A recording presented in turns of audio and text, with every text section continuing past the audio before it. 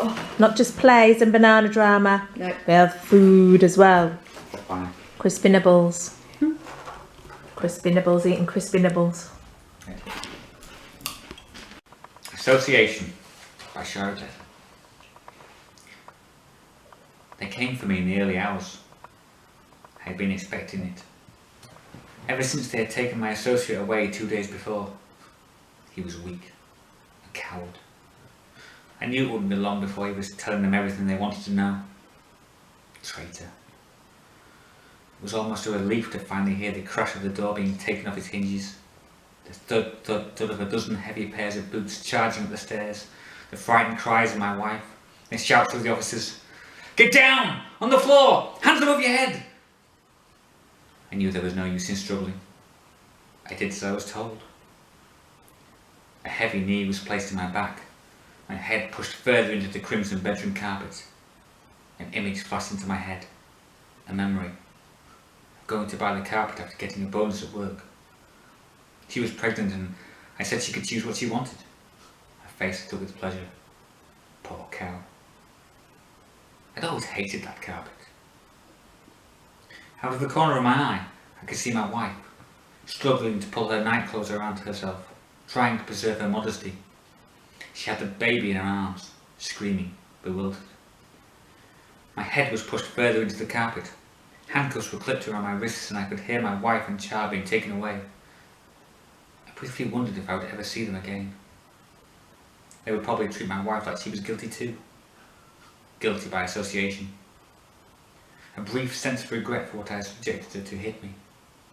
And then it was gone. I was roughly hoisted to my feet and bundled down the stairs, my bare feet hardly touching the ground. I could hear the clattering and clanging of the officers turning my home upside down to look for evidence. I ran through everything in my mind. They wouldn't find anything. I had made sure of that. I had prepared for this. I was professional, unlike my associate. I would not let myself be caught out.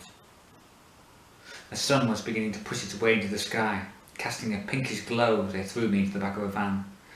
I landed awkwardly, smashing my shoulder into the van floor, my arms fastened behind me. I was picked up once more and pushed onto a bench. All the while they muttered low, angry insults at me, called me names, called my wife names, filthy, disgusting names. For the first time I felt a flicker of fear deep in the very heart of me. I shrugged it off. No time for weakness. I had to stay strong, see it through. The ride in the van seemed to take ages. I wasn't even sure where we were going. I was aware of the guards staring at me. I felt their hatred. How dare they? They didn't know me. Who were they to pass judgment? With their small, blinkered little lives.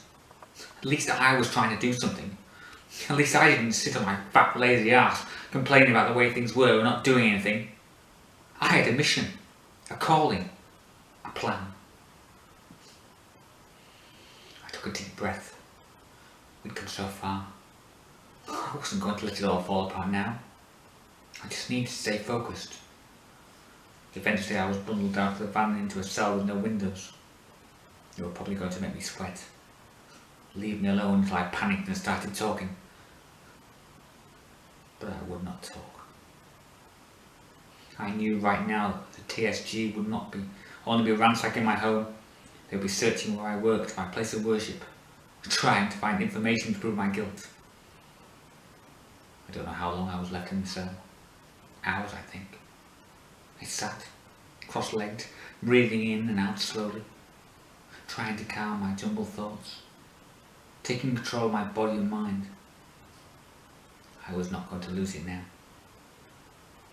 They eventually took me from the cell to another room. 2 officers were seated at a desk.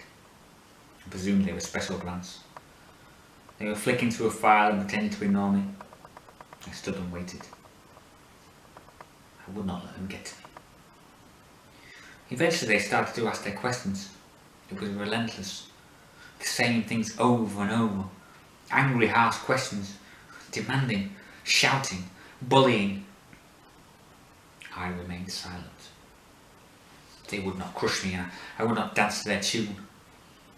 They may prevent me from carrying out my act of atrocity. Terrorism, as they called it.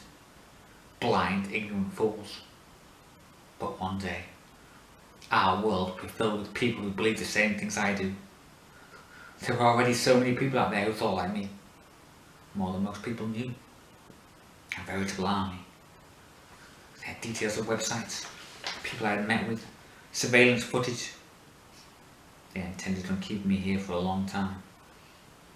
But I did not care. Others were waiting to tread in my footsteps. They would carry on the fight.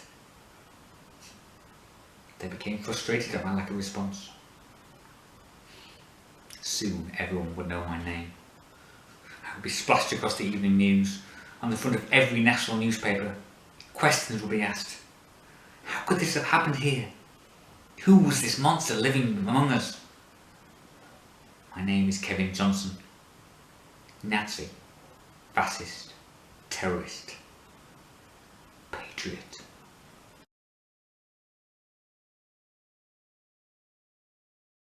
You're too quick for me. Customer service! You're too quick for me.